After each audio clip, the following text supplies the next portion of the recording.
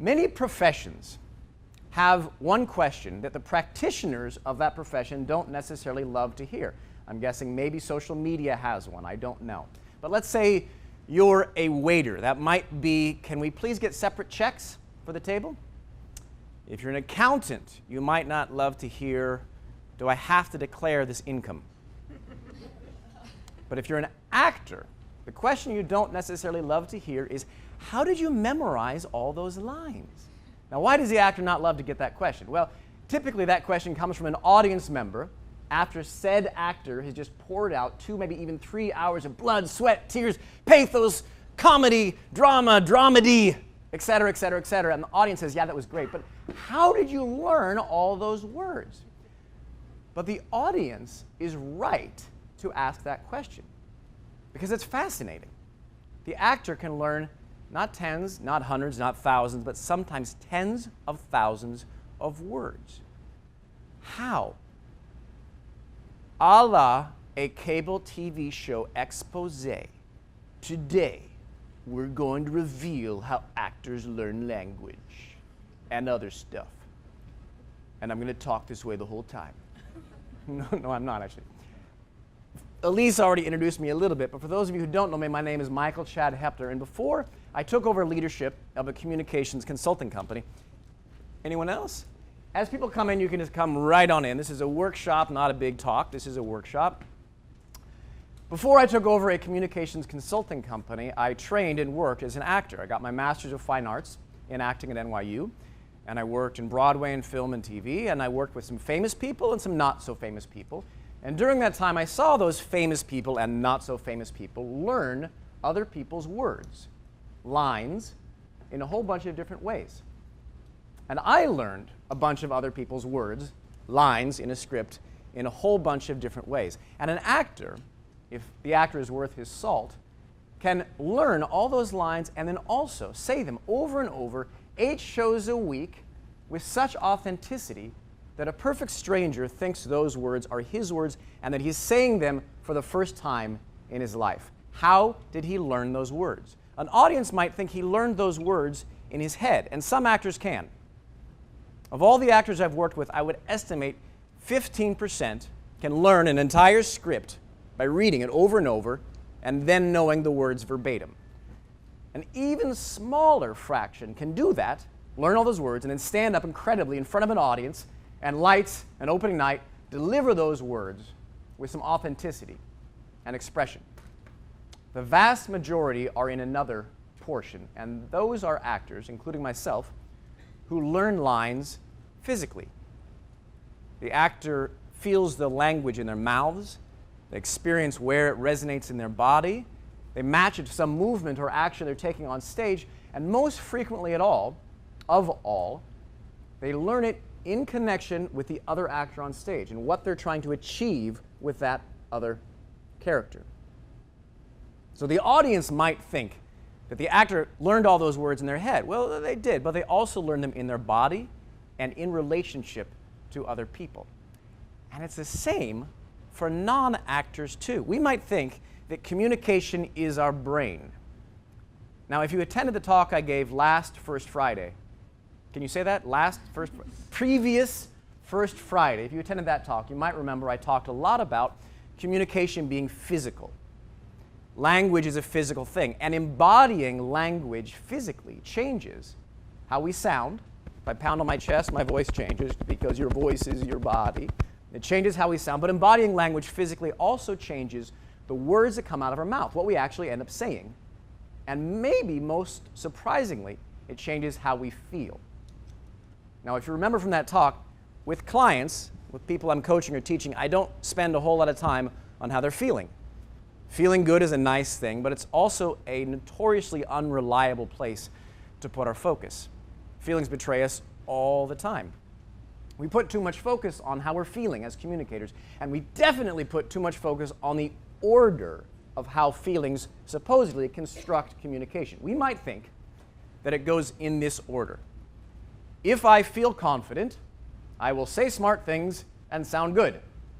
You would call that inside out. I have a feeling, confidence, it causes what comes out of me, good communication. But come on in.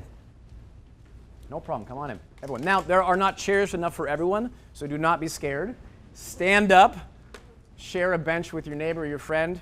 This is a very casual, informal day we're having. Where was I? Inside Out. Oh, thank you. Everyone jumps in. That's good. Well done.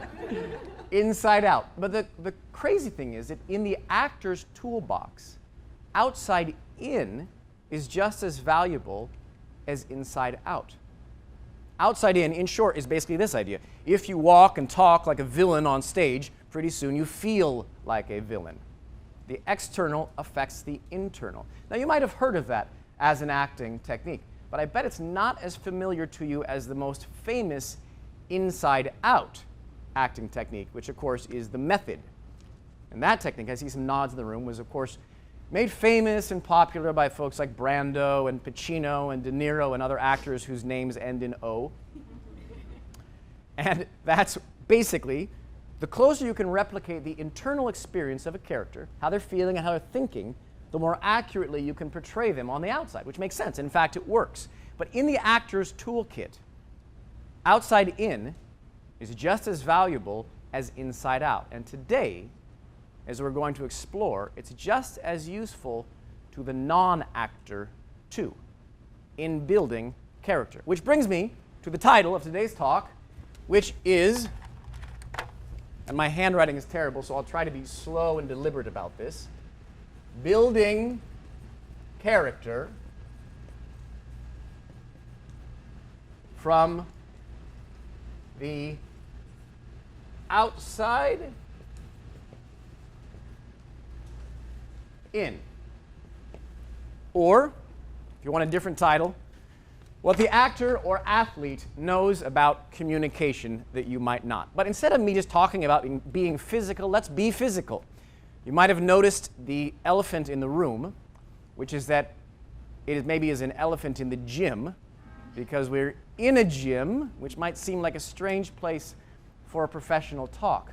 But this is not a professional talk, it's actually a communication workshop. And it's not even a communication workshop, it's actually a communication workout. And it's not even a communication workout, it's a group communication workout, because I'm going to need your help. In a minute, I'm going to ask for some volunteers to help demonstrate a few of these things. And what I would like those volunteers to think about is I'm going to ask you to talk about one of three things. The first would be an update. If you work at Next Jump, that could be an update about something here. If you don't, it could just be an update about what's going on in your professional life, I guess. The second thing would be a success story. And the third thing would be the instructions of a multi-step process or project. Got it? Any of those three things. To figure out who are the first volunteers we're going to work together with today, I would like to ask this question. Raise your hand if you feel very capable and proficient at Q&A. You feel great in a Q&A situation, answering questions. Go ahead, raise your hand. 1, 2. Wow, this is a very self-deprecating group. There's 4 people, and the hands went up about that high. All right, raise your hand if you feel as though you're not so proficient at Q&A. Go ahead, raise your hand. All right, fair enough. Now, please keep those hands raised. Good. Of those people, who are comfortable swinging a baseball bat? Who knows how to swing a baseball bat? Excellent. Can I ask, keep your hands raised if you are willing to participate and be a volunteer in something. 2 of the 3. Can I ask you to help demonstrate something? Great. Can you stand up for a second? And what's your name? Tao. Tao? Tao. Okay, nice to meet you, Tao. Handshake. Can you tell me which of those 3 things you want to talk about? An update of something at Next Jump, a success story, or the steps in a multi-step process? Totally your choice. Steps in a multi-step process. Great. Can you go ahead and just tell the group whatever the steps are in that process? Go right ahead. Something that we're working on right now is analyzing our WOW points redemption process. So the first step is to take a look at how many points. Good, and I'm going to jump in now since it's Q&A and ask you a few questions. What are WOW points? WOW points are our digital currency that reward users for shopping on our site. And what is the most confusing thing that clients should know about WOW points that they don't? That they can spend them on any number of things, almost everything. All right. And who is the ideal customer for WOW points? All of our employees. All of the employees that we service. All right, great. If you can come with me into the batting cage, that'll be fantastic. Now, I'm going to throw you a couple pitches. I'll do it underhand so I don't knock his teeth in. And then when he swings, I'm going to duck behind this cushion so that I don't get hit and get my teeth knocked out. But Hal, what I would like you to do, I'm going to ask you a question again. I would like you to think about that question, and then I'm going to pitch this ball to you. And when I pitch the ball, I would like you to try to hit it. It doesn't matter if you hit it or not. It doesn't matter at all. Just take a swing at it. But when you swing, I want you to begin speaking the answer to this question. So you're going to swing and say the first word of whatever this answer is. Just the first word? No, say the first word, then continue speaking. Yeah. All right. Are you ready? All right, Hal. Here's the first question. What are WOW points? You ready? WOW points are our digital currency to reward users for what they... Brilliant. Pause for a second. Did he say the word and the swing at the same time or not? No, swing first, then word, right? Good hit, though. Almost took my head off. Let's do this again. If you need to slow the swing down a little bit, you can, but I want to have the swing and the word happen at the same time. Understand? All right, new question. What should customers know about WOW points that they might not? You ready? WOW points can be used for everything. Good. Pause for a second. What happened to the word just wow when he swung and said wow at the same time? Wow. Yeah. Pitch change was louder as well. The fourth question I asked him here and the very first question I asked him here had a small little filler word to begin. What was that word? Huh? No. An even smaller non-word. Yeah. Two of the four questions he answered had an. Did he say as a first word here? No. But you might say to me, well, that's not fair, Michael. You told him what the question was, and then you said, are you ready? And then you threw the pitch, so he had all that time to think about it. But in Q&A, you have more time to think than you think you do. How often in questions and answers do you jump right in, immediately say, try to claim the conversational space, and then launch into some answer that is not as coherent as it could be? If you know in your head that you have a tendency to jump in quickly, speak before you're ready, talk too fast, say first, it's far more effective to come down to the gym and practice delivering answers while you take swings with a baseball bat than it is to continue to tell yourself, think better, come up with better answers, think better, come up with better answers. Can you give Hal a hand? Thank you. All right, who in the room is comfortable with boxing? 1, 2, 3. Right? Please keep your hands in the air. Who in the room who is comfortable with boxing also has heard at any given point that they could be more forceful or adamant with their communication, or they can be soft-spoken at times? Both of you? Great. Can I ask you to demonstrate something? All right, come on up here. Give her a hand, first of all.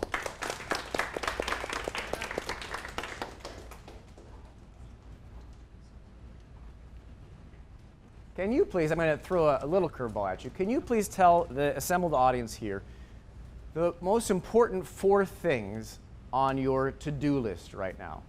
And there, you can think about it for a second, but if you kind of make your mind go to, what are the things I have to get done? What's my basic to-do list right now? And then go ahead and tell us what those 4 most important things are. Enter student notes into our database.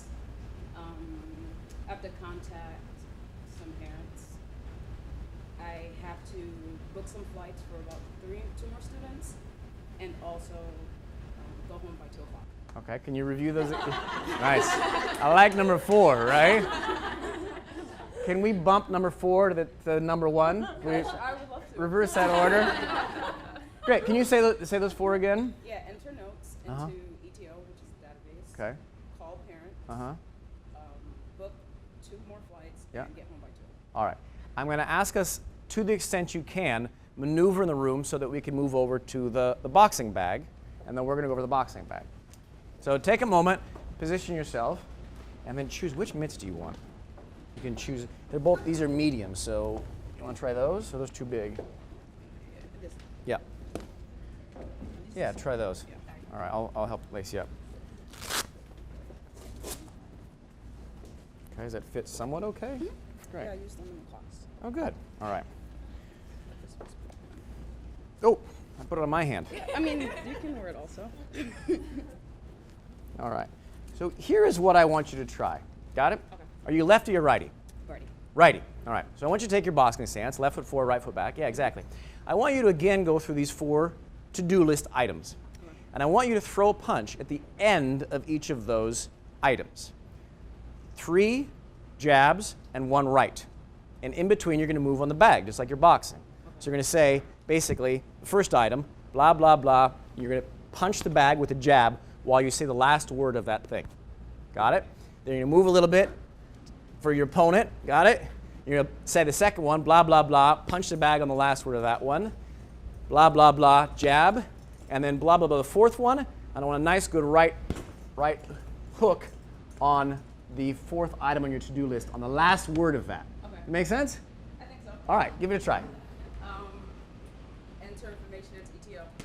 Good, except for I want O and the punch at the same time. Oh. Yeah. All right. Enter information into ETO. Good. Sorry. Next one. Book student flights. Nice. Call parents. Nice. Go home by 2.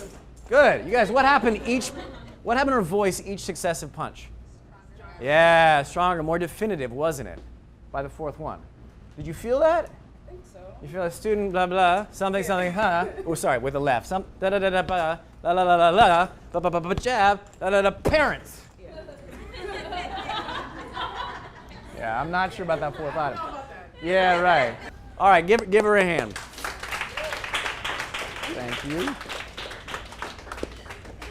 All right, for the next volunteer, please raise your hand if you have a tendency to speak quickly. 1, 2, 3. All right? And please keep your hand raised if you'd be willing to volunteer and demonstrate something. I like it. It's basically still all 3. We got a little waffle, but everyone's keeping their hands raised. That's good. Okay, since you're in the front row, can I ask you to come up here and do something? Sure. Good. All right, choose one of those 3 things. Either an update about something happening professionally, a success story, or also the steps of a multi-step process, and talk to us about it. I'm going to tell you how to make a green smoothie for breakfast. So it's a step-by-step process. So first you want to get out your blender, your high-speed, kind of strong blender. I like Vitamix. Second, you want to get some frozen green spinach and a frozen banana. All right, good. Let's pause right there. How many times in your life have you heard someone say, you speak pretty quickly? Or have you heard in your head, you know what, I speak pretty quickly, I might want to slow down for this part? A lot. A lot. Good. We're going to experiment with something. Can you use 5-pound or 7.5-pound dumbbells? Yes. Which do you prefer, 5 or 7.5? How many reps are we doing? Good question. Medium amount of reps. I mean, Let's do the 7.5, right? Let's be ambitious. Sure, why not? All right, can you take these? Take whatever stance is comfortable. I'm going to have you do military press like so. Okay. All right? Now I want you to say that exact same list, except for, you know what? No, scratch that. Let's use a 5. Sorry. Trade out. Did it look like something? No, no, no, not at all. Not at all. It was great. Take the 5. That's that one right wait. there. Okay. Good. Now, I want you to give that list again to us. But this time, you're doing an isolation exercise. Okay. Very, very slow, pushing up of the weight. Trying to have excellent form as you are building muscles in your shoulders. Good. You see what happened to her stance right there? Widened. Exactly right. Excellent form. Yeah, exactly. All right. Are you ready? Go ahead. Same thing. Super slow motion for the isolation. Just keep doing it? Yep. Keep going with the list. So I'm going to tell you how to make a green smoothie. So first, you want to take out your Good. Hang on a second. Stop right there. What happened as soon as she began moving her arms slower? What happened to first you want to? What happened to the pace of that? Slow down. Exactly right. Now go farther. I want you to think almost like you're creeping up. This is some sort of Pilates or yoga exercise where you're trying in extremity to go as slow as possible, and tell us about this green smoothie recipe. All right. You ready? First, take out your vitamins. Second, fill it with water, about 1 cup. Good. You guys Third. pause for a second. What happened to, obviously the pace went way slower. What else happened to her voice though? The variety. Variety. Yeah. How about the pitch of it? What changed? You're nodding. Sorry. You can put your arms down. I'm so sorry. What happened to the pitch of it? Got much deeper. Yeah, much deeper, didn't it? Sounds more authoritative, more resonant. Something What else else happened? happened. Oh, sorry. I don't Oh, know. yeah, no, you say. Well, as I was going more slowly, I actually rethought the order and I changed the order up. I thought, so we should do water first. Bingo. Now, what did I say at the very beginning of the talk? Inhabiting language physically changes how it sounds, but it also changes what actually comes out of your mouth.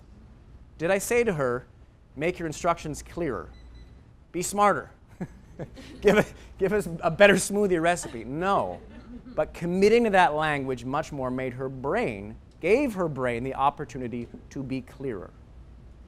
Give her a hand.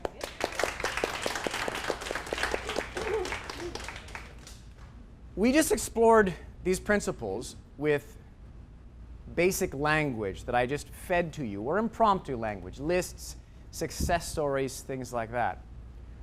But I want to now explore this with much more foundational language. What do I mean by foundational language? Does anyone in the room know what the word objective means in the actor's vocabulary? I see a tiny little flip of a hand. In an actor's vocabulary or lexicon, what does objective mean? Anyone know? All right, scrap that. In a normal non-actor's vocabulary, what is an objective? Say that a little louder. Beautiful. And it's the exact same thing for an actor. What an actor is trying to accomplish in a scene.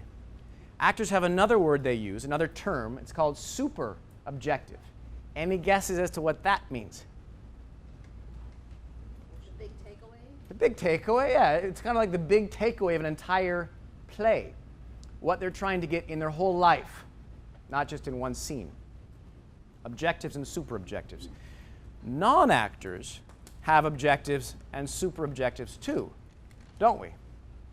Sometimes we're aware of them, sometimes we're not. Sometimes we repeat them in our own heads so many times that we're not even aware that they're there. And sometimes they're things we like to hear, and sometimes they're not. I want to be rich. I don't want to be alone. I want to get everyone back. I've never thought that ever. I want to save the world. By the way, actors actually write these things in their scripts. SO. SO, super objective, equals save the world. Non-actors write these things down somewhere too. They just write them down in a different place. They write them down in the deepest nooks and crannies and gray matter inside of our brains.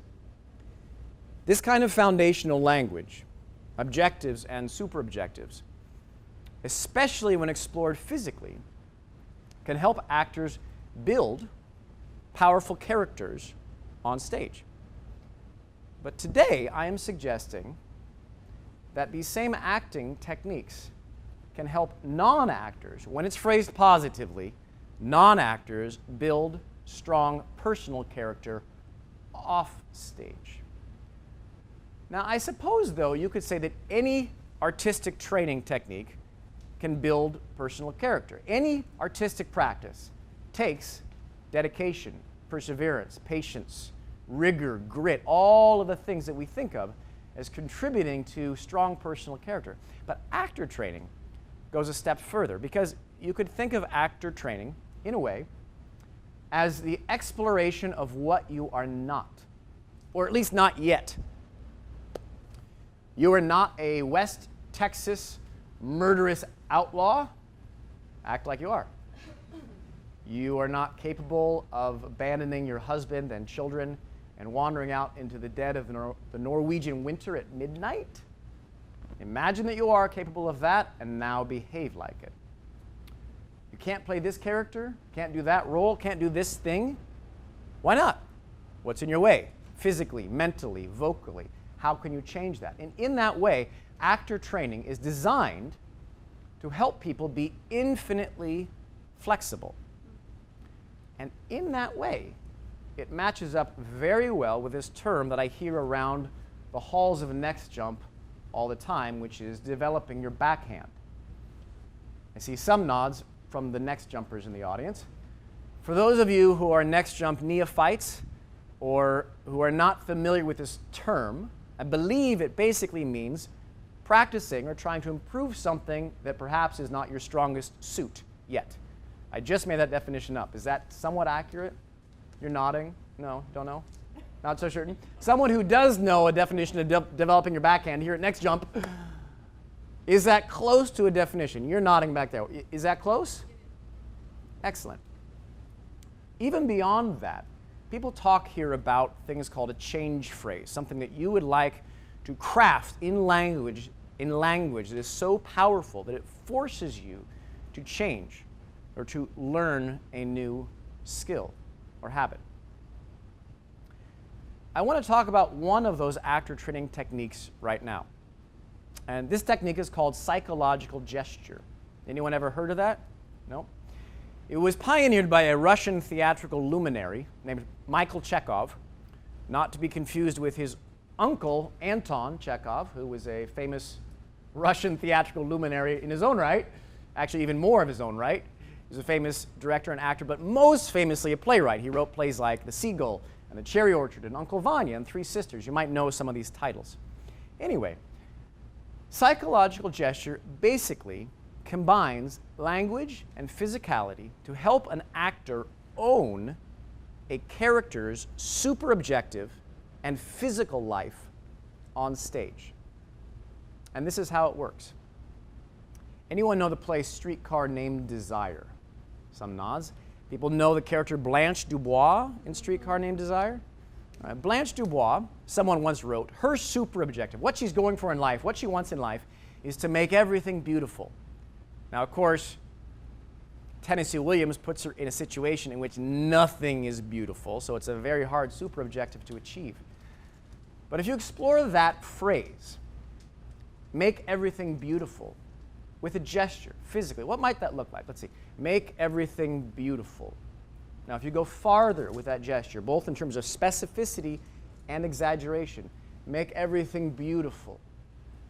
Do it again, maybe. Maybe even more specific. Make everything beautiful. Now, look what's already happening. Maybe there's a tilt of a chin. Maybe she speaks with a bit of a heightened chin.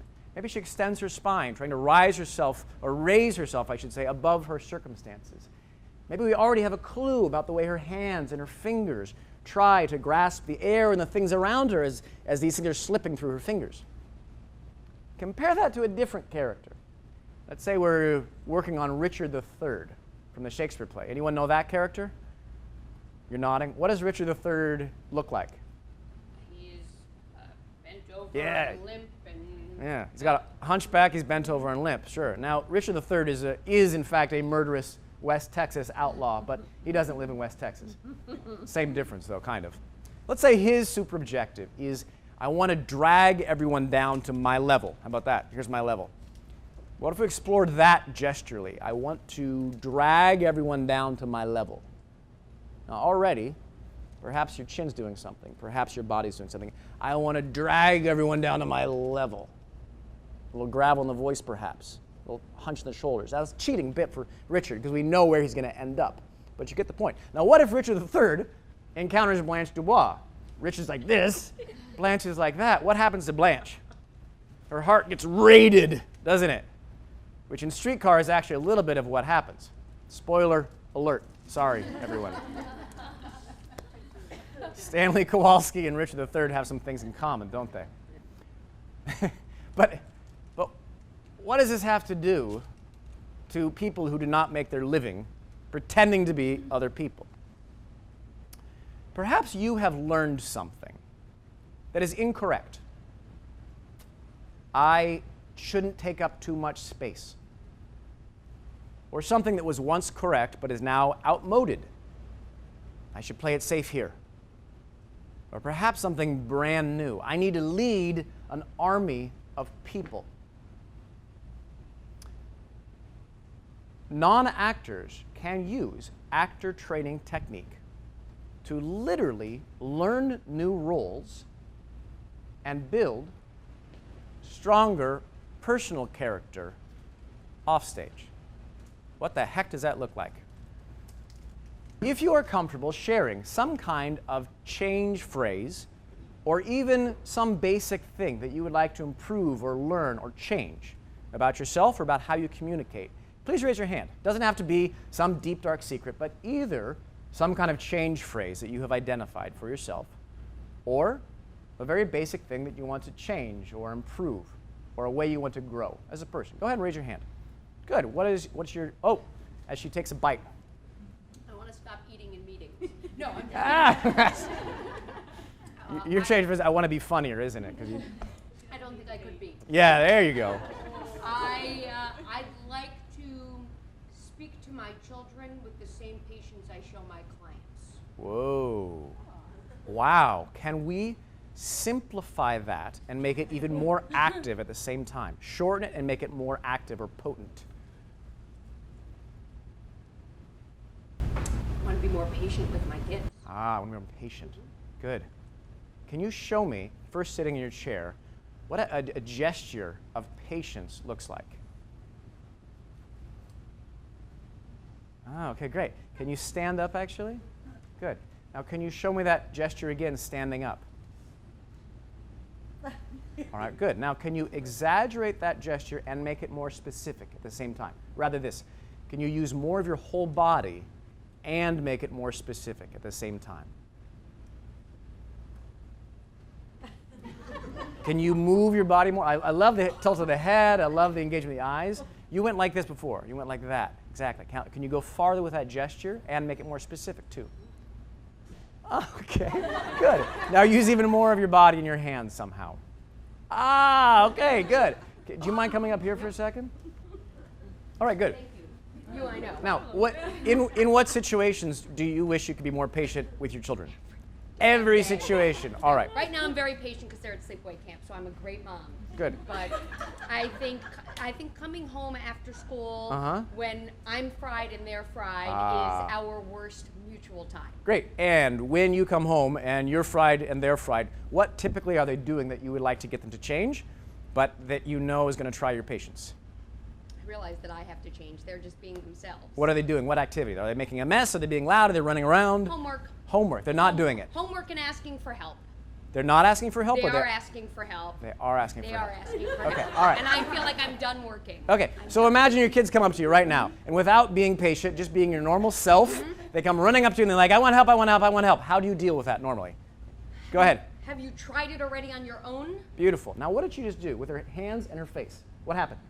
What'd you do? Someone show me. Right? Yeah. Well, Rigid. neck forward, rigid. Yeah, exactly right. This time I want you to ask the same exact question, but I simply want you to do this gesture that you just created right over there. That's a little Richard III. It is a little Yeah. Richard III. It is a little Richard III, but maybe a gentle Richard III. Yeah? You ready? The kids are running around going crazy. Go ahead. Have you tried it already on your own? Now here's the crazy part. If you practice simply speaking at times that way, practice with that gesture actually, your body is going to remember it far better than your brain is. So anyway, give her a hand, will you? You can sit right down. What I want to say about that is this. If you have some kind of phrase, some kind of change phrase, something that you're trying to work on or improve, perhaps it's I want to be more direct, like the boxing thing. Perhaps it's I want to be more patient. Perhaps it's I want to drive things here. I want to push an agenda. Could be anything like that. If you explore that behavior in a physical, full body, active way, your body can learn that in a much different way than your brain does, and hang on to that in a much different way than your brain does. Psychological gesture, to get back to the point of how actors learn language, puts language into an actor's body in such a way that is deeply physically and vocally ingrained. And it's a clue to the question of how do they memorize all their lines. But it goes far deeper than just how do you memorize lines. It actually touches on the very heart of how you own words that are not your own and make them feel and seem completely authentic. If you have seen something interesting today that you would like to experiment, I encourage you to do so. I'm a useful guide in this because this is my expertise, but you by no means need a guide. So for a moment, I want you to look around this gym. And I want you to look at a piece of equipment, or I want you to think about your studio or space or your study or your living room at home, and think of some physical activity that you do. Take a second, look around. And next I want you to think about a phrase or something you would like to learn that you could explore in a different way, in a physically different way. If something you saw today, the baseball bat, the lifting weights, the boxing, and the psychological gesture was interesting to you, I encourage you to experiment with that and explore it. If you're like most people that we work with, your brain has been piloting the car for a long, long time. And I invite you to see what happens if you let your brain ride shotgun just for even at least one workout, and see what happens and see what you can learn from letting your body drive the car.